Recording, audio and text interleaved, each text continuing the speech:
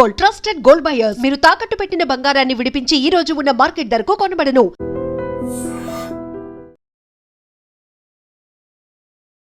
ఇక్కడ జరిగినటువంటి fire accident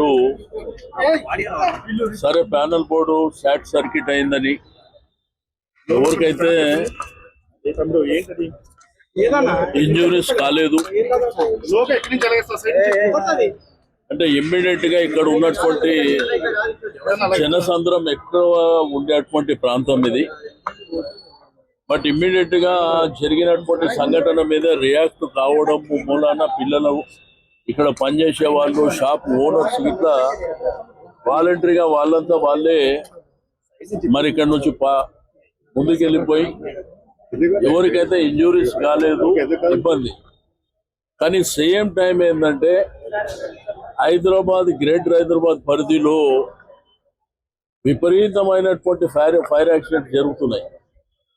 కానీ ప్రభుత్వానికి నిమ్మకు నీరెత్తనట్టు ఏదైతే జరిగిన సంఘటన జరగగానే ఇమ్మీడియట్ గా వచ్చి ఆ టైం వరకు షో ఆఫ్ చేసి వెళ్ళిపోతురే తప్ప దీనికి ఒక ప్రాపర్ ప్రణాళిక జాగ్రత్తలు తీసుకోవాల్సినటువంటి ప్రభుత్వము ఎక్కడ జాగ్రత్తలు తీసుకున్నటువంటి దాఖలాలు లేవు. మీకు సంగారెడ్డి ప్రాంతంలో జరిగిన దాంట్లో కానీ లేకపోతే ఓల్డ్ సిటీలో ఈ మధ్య కాలంలో జరిగినటువంటి ఫైర్ యాక్సిడెంట్స్ కానివ్వండి, వాళ్ళకి ఏంటంటే తూతూ మంత్రంగా మీకు అక్కడ గుంజారావులో కూడా జరిగిన సంఘటన చాలా మంది చనిపోయారు. బట్ తూతూ మంత్రంగా వాళ్ళకు కాంపన్సేట్ చేయడం కానీ లేకపోతే జరిగిన సంఘటన మీద విచారణ చేయడం కానీ ఇవన్నీ జరుగుతున్నాయి గవర్నమెంట్లో.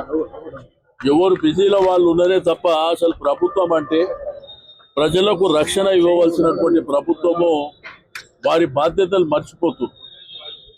ఏదో సంఘటన జరగంగానే హరీబరిగా రావడం, లేకపోతే హరీబరిగా వెళ్ళిన తర్వాత అసలు తీసుకున్న ప్రికాషన్స్ ఏమి లేదు. ఇక్కడ కమర్షియల్ బిల్డింగ్స్ ఉన్నాయి, వాళ్ళకు మీరు ఇచ్చిన గైడెన్స్ ఏంది, వాళ్ళు తీసుకోవాల్సినటువంటి జాగ్రత్తలు ఏంది, మీరు మానిటరింగ్ చేయలేకపోతుంది. రెండోది ఫైర్ యాక్సిడెంట్స్. ఇప్పుడు మీకు సమ్మర్ స్టార్ట్ అవుతుంది.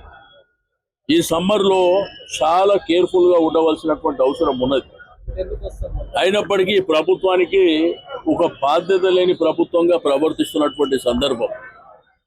కాబట్టి నేను ఈ ప్రభుత్వానికి సూచన చేసేది ఒకటే, మీరు ఇమ్మీడియట్గా రివ్యూ మీటింగ్స్ తీసుకోండి, అధికారులను అప్రమత్తం చేయండి. రెండోది కమర్షియల్ ఏరియాస్ ఉన్నాయి కానీ లేకపోతే పాత బిల్డింగ్స్ కానీ పాత కమర్షియల్ స్ట్రక్చర్ కానివ్వండి, వాళ్ళ ప్యానల్ బోర్డు ప్రాపర్గా ఉన్నదా లేదా, కరెంటు సప్లై ప్రాపర్గా ఉన్నదా లేదా, వైర్స్ ఏమైనా కటింగ్స్ ఉన్నాయా లేదా, ఈ ప్రికాషన్స్ అన్ని మీరు ఎప్పటికప్పుడు జాగ్రత్తగా తీసుకోవాల్సినటువంటి అవసరం ఉన్నది.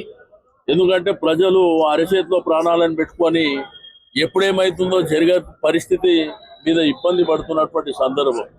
ఇక్కడ ఏంటంటే సంజురెడ్డి నగర్ కానీ అమీర్పేట ప్రాంతం కానీ ఈ మైత్రివనం ప్రాంతంలో విపరీతమైనటువంటి జనసాంద్రం ఉంటుంది.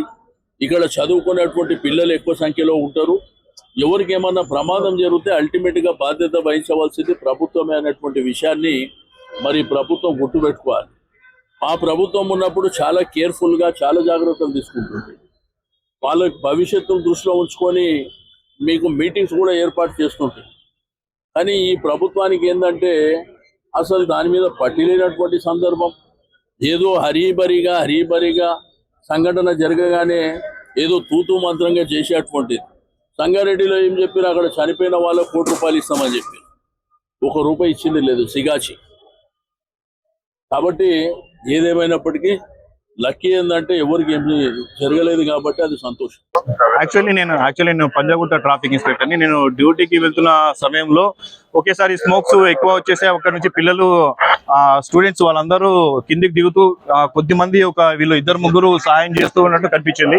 వెంటనే మేము వచ్చేసి ఇంకా ఎక్కువ మందిని ప్రోగేసుకుని అక్కడ ఉన్న వాళ్ళని, ఇక్కడ లోకల్ ఉన్న షాప్లో ఉన్న ల్యాడర్స్ కానీ రోప్స్ కానీ వాటన్ని సాయం తీసుకొని వాళ్ళని ఒక్కొక్కరిగా వీళ్ళందరూ సాయంత్రం కిందికి తీసే ప్రయత్నం చేసాం. అందరినీ కిందికి తీసడం జరిగింది. తర్వాత తెలుసుకుంటే ఆ స్మోక్ ఒకేసారి వచ్చేసి ఆ క్లాస్ జరుగుతున్న సమయంలో బయటికి వెళ్ళలేని స్థితిలో ఉండడం వల్ల వాళ్ళు ఆ విండోస్ నుంచి ఒక్కొక్కరు తీగే ప్రయత్నం చేస్తున్నారని వాళ్ళందరినీ కూడా ఒక 60 to 70 అందాజ ఒక 80 మంది వరకు కూడా పిల్లలు ఉన్నారు. వాళ్ళందరూ కూడా కిందికి తీసడం జరిగింది. ఆ కిందికి తీసే ప్రయత్నంలో కాలు జారి చిన్నగా స్లిప్ కావడం జరిగింది. పిల్లలు, బట్ ఎవరు కూడా ఎవరు కూడా ఎటువంటి గాయాలేం ఎవరు కూడా ఎటువంటి చిన్న గాయం కూడా జరగలేదు. ఎంతమంది ఉంటారు సార్ పిల్లలు? ఒక 80 మంది వరకు ఉన్నారు. 80 మెంబర్స్ 80 మంది వరకు. వాళ్ళందరూ కూడా ఇక బయటకు వచ్చేసి ఏ చిన్న గాయం కూడా జరగలేదు. వీళ్ళంతా ఈ షాప్ ఒకేసారి వాళ్ళు భయపడిపోయి హడావిడి ఒక్కసారి ఒక రకమైన లోన్ అయిపోయి వాళ్ళు కిందికి ఆ విండోస్ నుంచి దూకే ప్రయత్నం చూసినా కూడా వాళ్ళు ఆపేసి ఒక్కొక్కరిని కూడా చేయబట్టేసి మెల్లిగా దించేసి ఆ లాడర్స్ ని ప్లస్ ఆ రోపు ప్లస్ ఇక్కడ లోకల్ పిల్లలు చాలా బాగా హెల్ప్ చేశారు. పిల్లలు నిజంగా వీళ్ళు లేకపోతే టీమ్ లో వీళ్ళు ఒక 6 మెంబర్స్ వరకు ఉన్నారు. బట్ వాళ్ళు అక్కడక్కడ వాళ్ళు కూడా చిన్న పిల్లలు అక్కడ లోకల్ వాళ్ళు కూడా చిన్న సాయం కూడా చేశారు. సమయానికి అందరూ స్పందించడం వల్ల ఎటువంటి చిన్న అపాయం కూడా జరగకుండా అందరూ బయటపడ్డారు.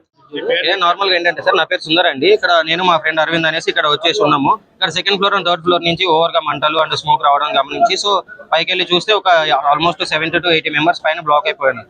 బయటికి రావడానికి ఎటువంటి దారి లేదు అండ్ విండోస్ దగ్గర బ్లాక్ అయినారు.